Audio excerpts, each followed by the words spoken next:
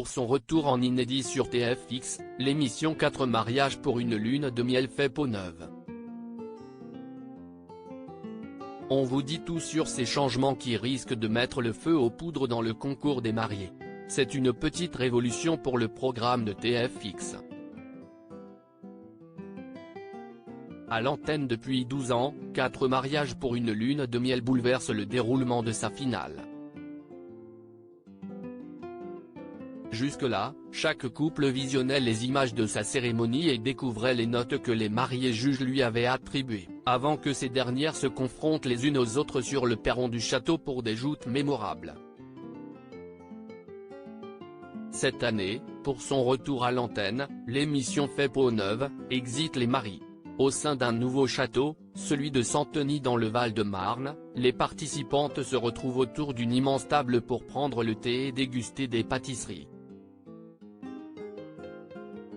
Une atmosphère conviviale. En apparence.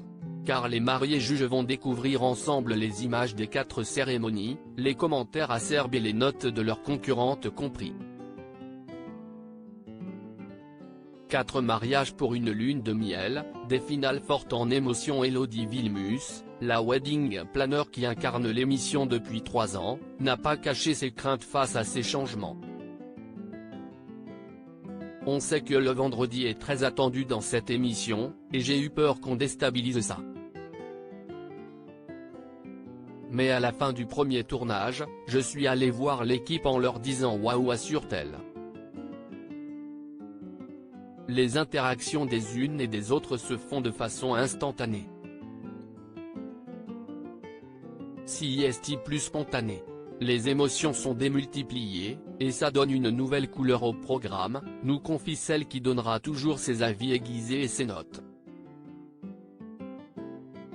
Il y a des règlements de compte que j'avais rarement vus jusque-là, que les fans de 4 mariages pour une lune de miel se rassurent, les prises de bec qui font le sel de l'émission seront bien au rendez-vous.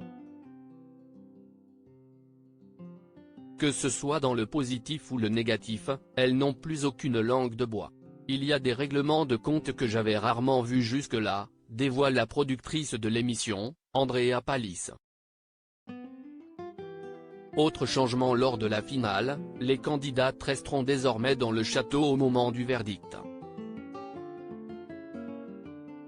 Des serveurs viendront déposer devant chacune d'elles une assiette surmontée d'une cloche. Elles la soulèveront en même temps et celle qui découvrira un gâteau de mariage remportera la lune de miel tant convoitée. Une semaine en immersion pour Élodie Villemus cette année encore. Élodie Villemus s'invitera dans les cérémonies de chaque marié juge au cours d'une semaine spéciale. Cette expérience a créé plus de liens avec les candidates, j'ai adoré.